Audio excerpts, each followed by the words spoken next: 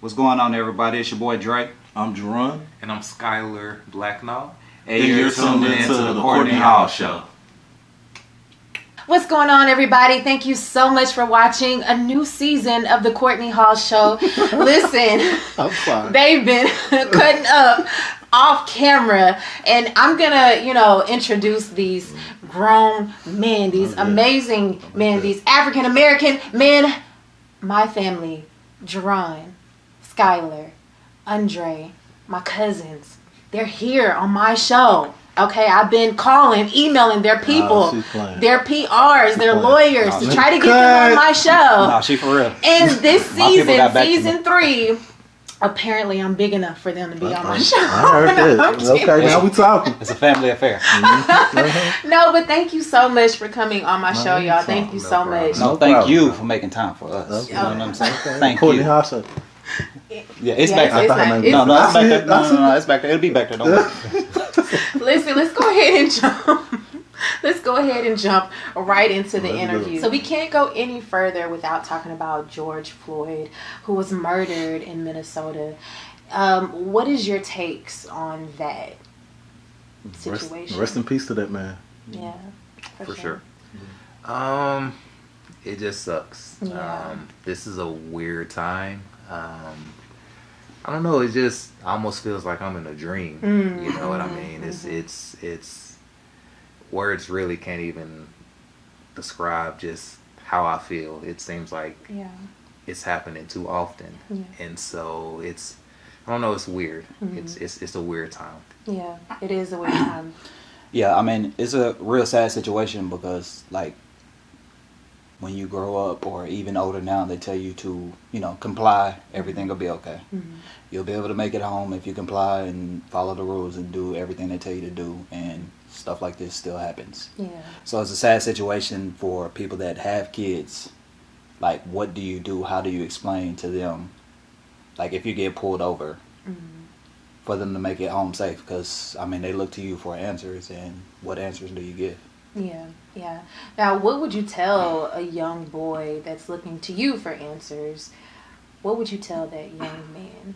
Or even your peers, like, what would you tell them concerning this situation? I mean, it's a hard situation. I mean, right now, I don't even have the answer for that because we don't know what's the right information. I think that's where all the anger is coming from. Right. We don't know what to do because, like, if we keep our hands on the wheel, it's an issue. If we don't say anything, it's an issue. When we speak up, it's an issue. So what do we do to be able to go home safe to our families? That's true. That's definitely a sad situation altogether. And our hearts, our prayers are with George's family. Okay, so we're just going to go ahead and move on to something lighter. Jerron, you have your master's degree. That is like that's a huge accomplishment. What would you say to somebody that's wanting to get their master's degree? For somebody who wants to pursue their master's degree, I would say, have a plan. A lot of people with their master's degree, they know that it's really not much of a difference between a bachelor and a master besides just job experience. Okay. So if you're going to get your master's degree, like, I already have a path, I already have a career plan for it. So that way your master's degree just elevates you. You know what I'm saying? Yeah. Don't just go to school without some kind of plan in place, some kind of mentorship in place, some kind of internship in place. Already be in your job description, know what your promotion is, and then once you get your master's degree, you just slide on in. Because a lot of times, a degree without experience is really just, you're still going to start from minimum wage if you don't have any experience. So a degree kind of gets you into the door. You meet that qualification, but the experience is what gets you paid. Are there any, like, pre-exams that you have to take? For a master's degree? Yeah. There's a pre-exam. Or if you go online, there's not one. So there's different avenues. Okay. So it's different schools have different requirements. But most universities have an entrance exam. Okay. Well, if you need any more information, this is the man to talk to. Seriously. Now, Andre, some advice for... Me? Some advice for people, artists who are trying to get into the industry. That's pretty much everybody. But what type of advice would you give artists, up and coming artists? I mean, me personally, I'm not an expert in that field, but I mean, one of the key things that I see is a lot of people don't invest in themselves. A lot of people look for handouts, go to somebody to pay for this, pay for that, and give you everything up front, but they want majority of the back end on the back. You know what I'm saying? They want to have 50-50 rights, or, you know, a lot of people just don't want to invest in themselves, and I think that's probably one of the biggest things. Being humble, taking criticism. Like, I think everybody think they know it all. And that's a real big problem. Like, everybody, you can't tell anybody nothing. Yeah. Oh, I know what I'm doing. I know this, I know that. And is it the generation, or has that like always been a thing? Ooh, that's a hard question. I mean, it can be 50-50. It can be both ways. It can be the generation, the times that we're in now, and that could I mean, a lot of people went through their own trial and error, so I mean, it happened with them as well. I mean, everybody either think they know it all, or like I said, they just want to not put anything in, want somebody else to fund it, but then they either want equal or bigger share of the revenue back. Yeah. And I mean, it's a business. It doesn't work like that. Now, colorism in the industry, is that still even a thing? Is it going away? Is it, you know? I mean, I believe it. I believe it's still a thing. Okay. Why do you think that is? Do you think that guys might have like a fetish for a certain type of? Oh, you directed it to me?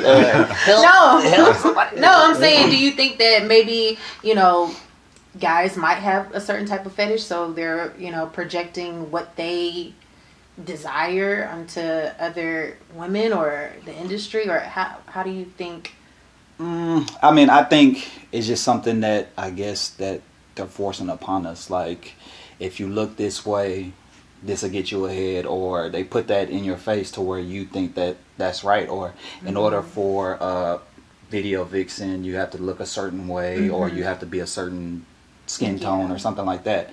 So, like, I mean, to each his own. I don't, you know, I think everybody should be equal. It shouldn't be lighter skins, better skin, that type of thing. I feel like, you know, everybody deserves their equal share. So, well, that's a good answer. That's a very politicianer type of answer. All right, right on.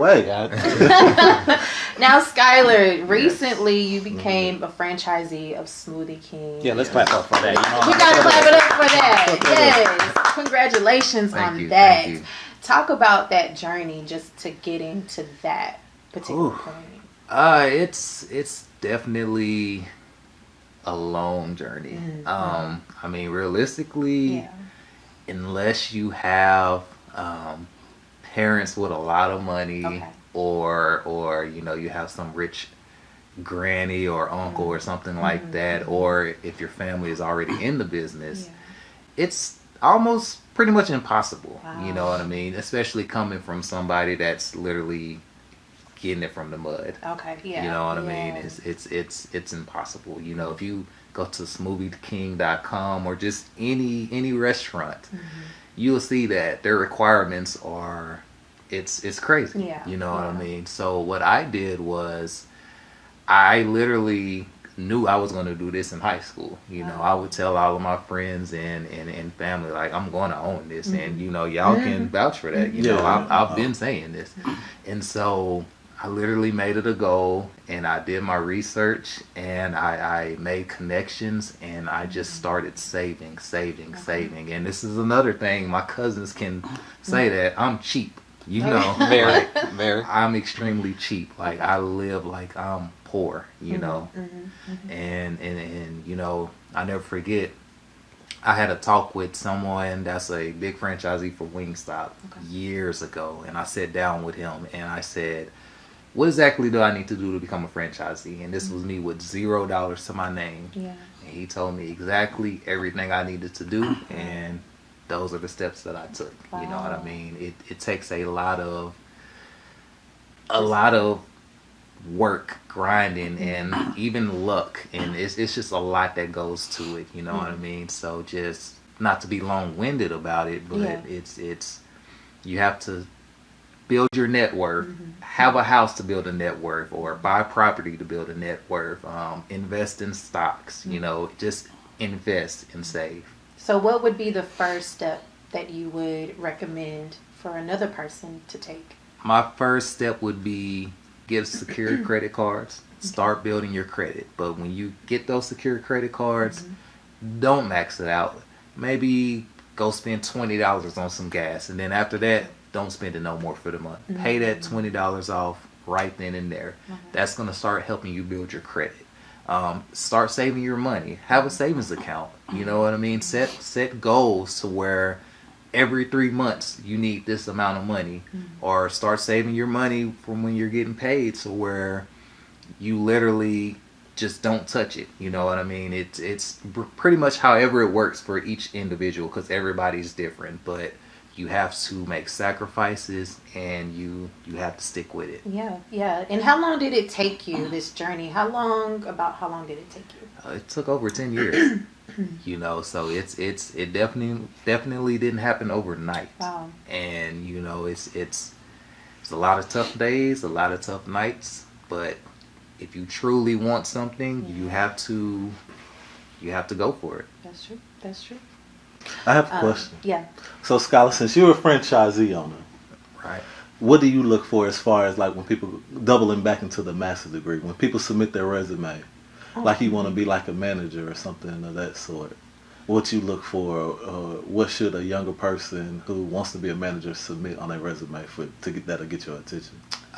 Experience is good, but believe it or not, I'm almost like, at least from my experiences, people that have the biggest resume usually are the worst. I almost like to get the young 18-year-old that's fresh to the game, hungry, that I can mold them, you know what I mean, to be the next Skyler, or just whoever, you know what I mean, and you would be surprised that, I don't know if it's because the people with the big resumes, they've been there, done that. So kind of going back to what you were saying, you can't tell them nothing. Versus again, that young, hungry person, you can literally mold them. So resumes. Don't a lot of franchise owners, they come from starting off as a regular. For sure.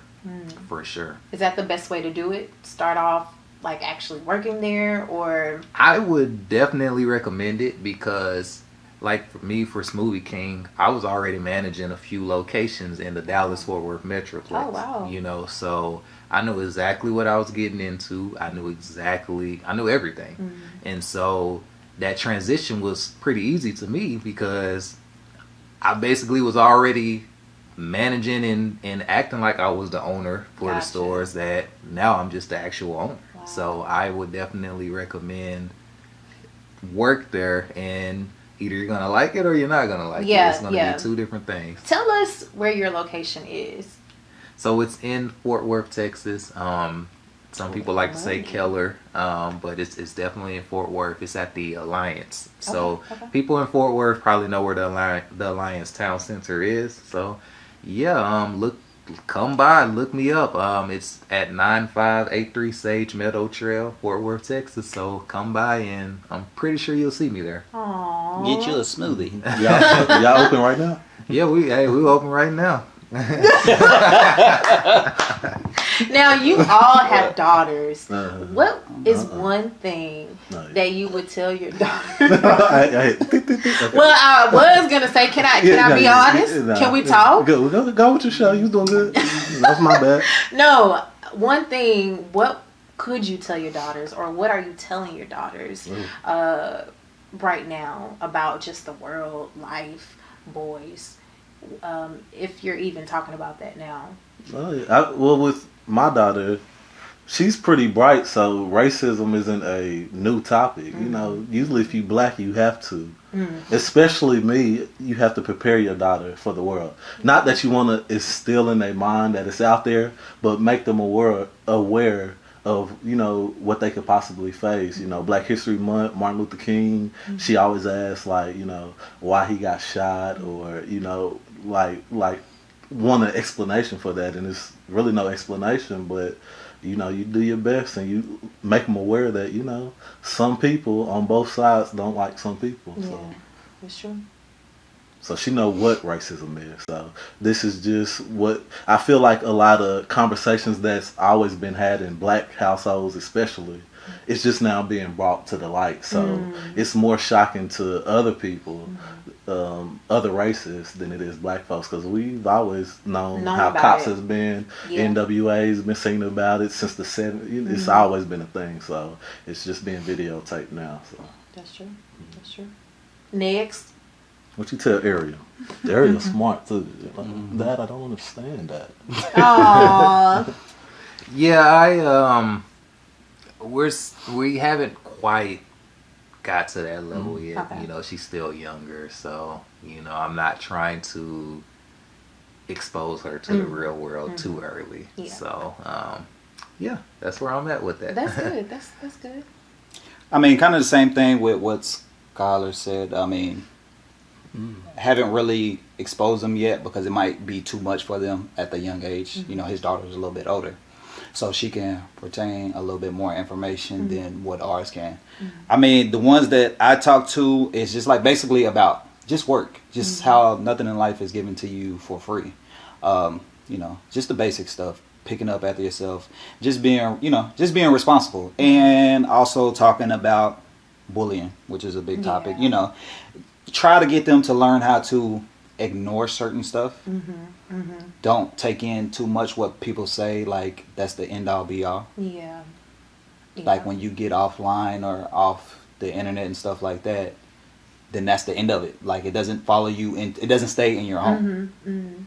So just trying to build up that immune system to it, to let them know that, I mean, it's not right, probably won't go away, and just, you know, just to kind of get tougher skin, because I think right now with everything going on, a lot of people are kind of sensitive to it. And just stuff like that, trying to get them outside, try to get their mind off of just staring at a tablet, a computer, because with everything going on, programming, social media and stuff like that, they get caught up in that stuff. Back in the day, we could go outside and not worry about that stuff. Yep. And now it's a whole nother world. Now it's a whole nother world. Is it a coincidence that all y'all have girls? I find it very weird that What y'all been doing back in the day? We were pretty much all boys. You know, you were the only girl. I know, yeah. So I think about that all the time. That's weird that now it's reversed. It's reversed, yeah. The world balancing out. That's all it is. That's all it is. Growing up, did you see your life as it is today? Because all of you are successful. And I remember, you know, going over Granny house, playing at her house. Did you see this? No. No? I was so naive. Yeah.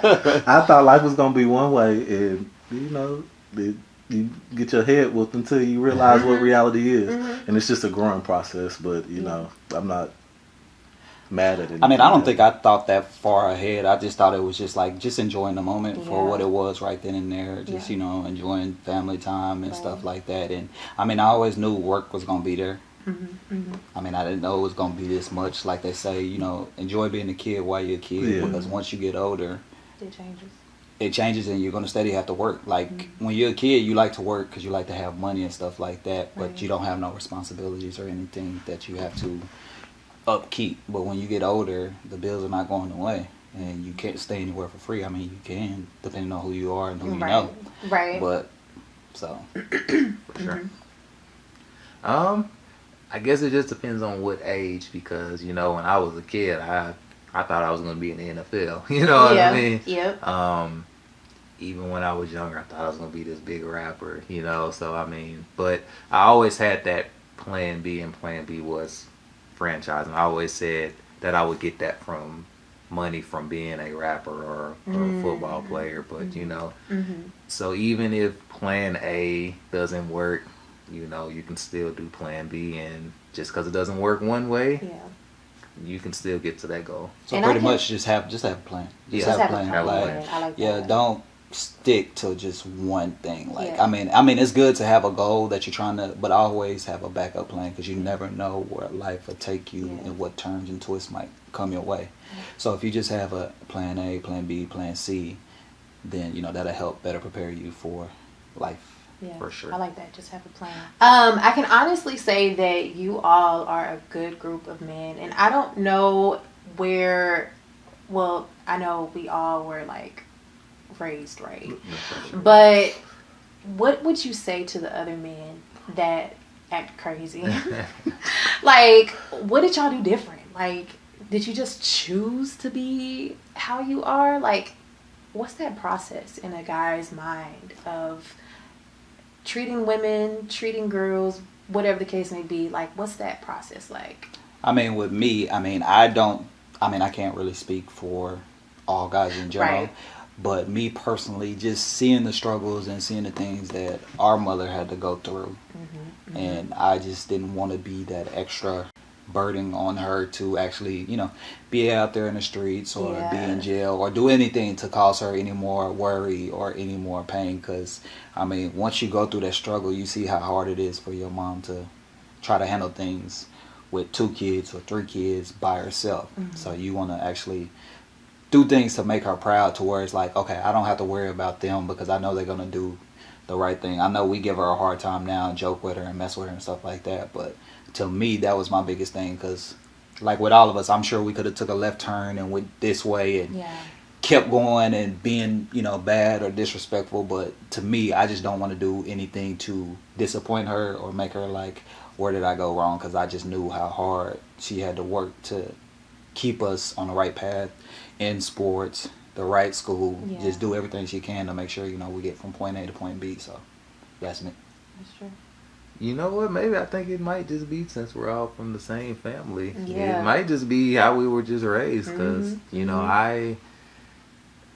the genes. Yeah, maybe it's just in the genes because, I obviously my parents, raised us well. But, I think I've just always, that's just my personality. I've just always known not to, not to do dumb things because you will have consequences behind it. So, I think a lot of stuff, especially with guys doing wrong, is just trauma. If they're acting out or treating people badly, then it's probably because they was hurt in their past or something like that. So with us, it was a lot of just home training. Not saying that we perfect, but our mom wouldn't let us do certain stuff. Yeah. Like if somebody called or you gave them a number, you're like, oh, tell her to call her back. Oh, you better get this phone and talk to her. You know what I'm saying? Okay. Like, you shouldn't have gave me your number. Right. I had a lot of those days, so I know exactly what you're talking about. I'm busy, don't. Right. So a lot of stuff is just instilled in you, and we just, all of us up here are blessed to have good parents, to have some kind of moral compass or moral guideline that, I appreciate. For sure. Mm-hmm. Now tell me, how has the quarantine changed you? And what have you picked up? Like for me, I learned how to cook better. Okay. I learned how to cook better. So you got some steak around here is what you tell me. So, I know how to... I know how you got next door? You know what, y'all trying to be funny. No, but I learned how to cook. I picked up that, or cook better. But what about you? How has it changed you? And then what have you picked up or let go? You want me to start? How has it changed? I would say it changed my mindset just as far as I've always been like a corporate. I've always had a job, 9 to 5. Y'all have always been like entrepreneurs as far as your TV show or dancing, or he's always been managing or investing money in something, radio. Yeah. Skyler, I always had hustles. I always had a job, and just knowing the uncertainty that if something happened, it was to shut down, like what other skill can I produce without relying on somebody else, giving me a salary. So it's kind of changed my thinking of starting that process of what I could do more entrepreneurial. It also helped me save money too, to see my bank account save up. Like, what was I spending my money on? Right. In March, I'm like, that paycheck better come. There's going to be some candles lit around here. But now, we're going to be lighting candles. Cut that light up. But now, the money is, you can see an increase. So it's just make you more aware of, that's money you could be investing in yourself, Sure. So it just kind of changed. That's the most that's changed. Okay. I think just my outlook on just seeing that everybody's important and everyone has a purpose on this earth. I don't think none of us realize that literally everybody is important. You know, I know a lot of people say someone, a high 6-figure corporate kind of guy, he might walk into a fast food place and treat them like crap, you know, and it's like, I think it opened the eyes for a lot of people, like, just because they're making minimum wage at McDonald's, that don't mean that they're less of a person. And you start to see that you need those guys, you know, everybody has a purpose. And so my whole thing is just treat everybody with respect, because you do need everybody to an extent, you know what I mean? I think us as Americans, I don't think or everybody across the world didn't realize that, man, the people at Walmart, if they don't stock, we can't get no food. You know what I mean? So just treat everybody with respect was my main thing.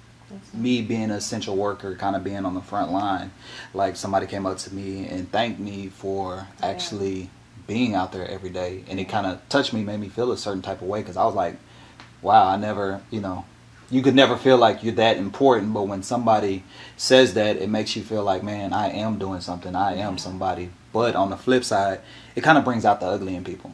Like you see, because like when you go to grocery stores and then you see people either trying to grab a whole bunch of water, or they get an attitude with the essential worker that's there because there might be a longer line, or there might not be anybody here, and it's just like, well, they have to provide for their family just like you do. So you get to stay at the house and not be on the front line, but these people have to put their lives on the line every day and go back home to their family, and you're coming to them, and it's just like being rude and ugly, and a lot of it's unnecessary. So it kind of brings the ugly out of people that you get to see.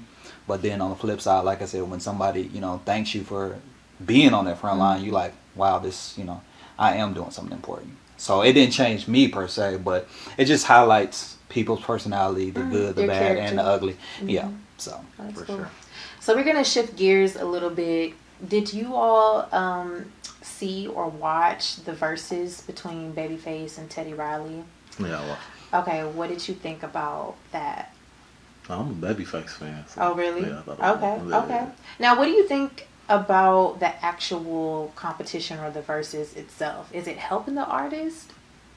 I don't see it helping. It's not hurting me personally. I don't see it helping. It's just kind of like entertainment. There's really nothing to do, nothing on TV. So it's a good entertainment to, you know, to kind of, I guess, take that car ride back in the day, and it kind of puts you in places where you used to be when you heard this song, where you were and stuff like that. So it's a good escape to get away and just be like, take your mind off of what's going on and being stuck in the house or stuck in a room. So I mean, I think it's good, but I mean, helping the artists, they're not really, a lot of them are not playing new music, so they're playing music back in the day. So that's why I'm saying it takes you back to make you, you know, take that ride. Who would you like to see? Like the next person, who would you like to see? I'm trying to think. T.I. versus 50. Oh, T.I. okay. and Jeezy. T.I. and Jeezy. Okay, T.I. Wayne versus Jay-Z. I know it'll never happen. Pharrell versus Kanye. It'll never happen, but I would love to see it. That's a good one. That's a good one. That's a few good ones. Yeah. Tyler, the Creator versus Childish Gambino. Oh, that's a good one. Of course, you that's throw a curveball in. Okay, y'all. So we're gonna play a quick game called "If I'm Being Honest." Let's go. Let's get loose in here. It's a lot of tense stuff. Come on, let's get loose. So I'm gonna ask a question like, who would do the most craziest thing in public, and you would have to answer. If I'm being honest, it's, and then say the name. Okay? You got it? All right. Okay. Let's start. Who is most likely to have the weirdest piercings? If I'm being honest, I don't think anybody. No? Maybe you. Really? Why? If I'm being honest, I would say you. Why? I ain't gonna have it. So. I guess because girls. Oh, yeah, girls would have. Okay. Okay, so who is most likely to get married last? Okay, well, that's definitely gonna be me because all y'all, like. I promise if I'm being honest. I can promise. So if you get married. If I'm being honest, it'll probably be Jerron. Yeah. Okay. Well, no, if I'm being honest, it might be you. I don't know, because you on your grind right now. You on your hustle right now. But I'm never getting married. This is what I'm trying to tell you. I'm never. Oh. Okay, let's see. Who is most likely to win in an intense fight? Intense fight verbally or physically? Let's say verbally. If I'm being honest, who would win? Yeah. I would probably say Andre. He's gonna keep going. Take it to the end.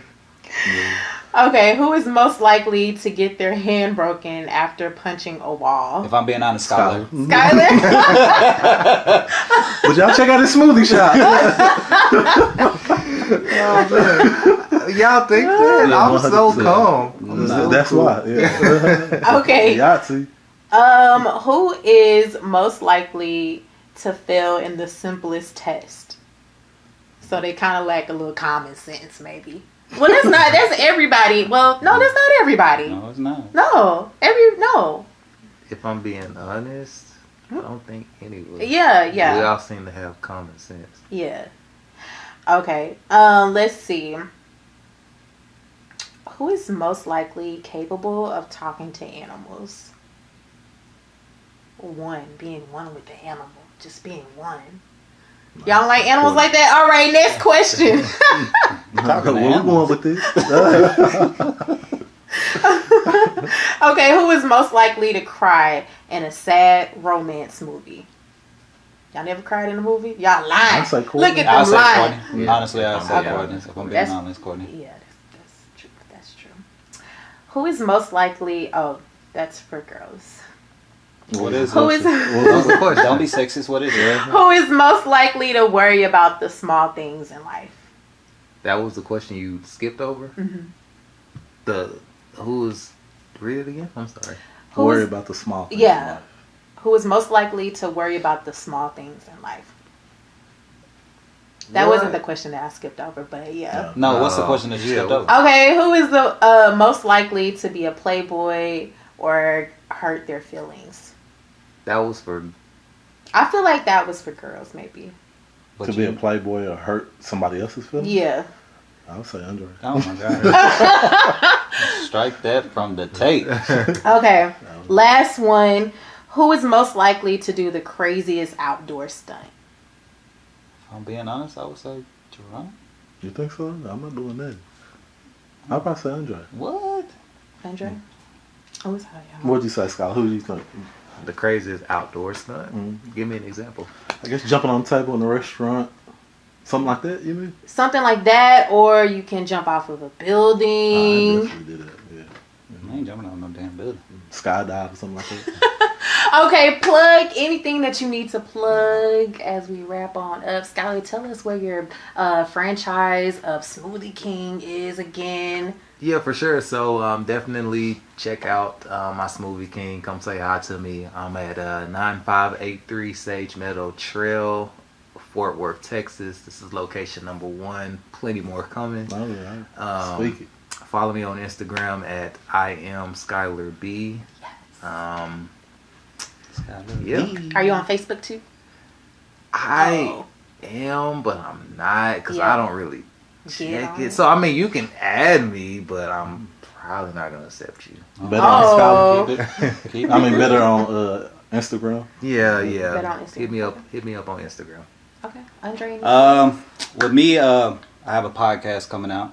Okay. It's coming pretty soon. I mean, I don't really want to give the details away right now until I, work out the last little bit kinks and stuff like that. So I'm sure we'll be doing another interview Yes. soon. Yes. You know what I'm saying? And then I'll be ready to promote that You even can more. interview her now. And then I get to interview you. We can interview Oh. each other. We can go back and forth, and Yeah, we could definitely do that. we can do that. Yeah. Solo by myself. One man, one band. No, play. One man. You do look like Nick Cannon. Okay, see. Now we're trying to There start we go. something. Nah, it's Carlos Miller. Oh Okay. my goodness! Thank you guys. We Yes, are it wrapping is Carlos up. Miller. We are wrapping up. Oh my gosh! You I see can't Carlos unsee it Oh now. my gosh. Wow, Tell do you a get that a joke. lot? That- Yeah, tell a joke I and ain't go. What you think I'm tap dance? Because y'all told me to tell a joke. Hey, Leroy, do that thing. 2 monkeys came in the boy. No. I ain't gonna do nothing. Jerron, any plugs? I have nothing to plug, but I want to say congratulations on all your success and future success. Thank you. And I appreciate you even thinking about interviewing us. Well, I'm glad y'all came on after 3 long years. I'm just kidding. It hasn't even been I just 3 have years. one question. Yeah. Is this episode 2 or 1?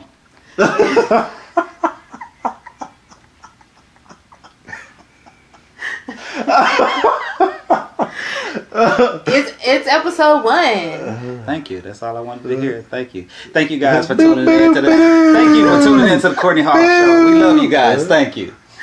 But no, thank y'all for coming on. Thank y'all. Oh, not a problem.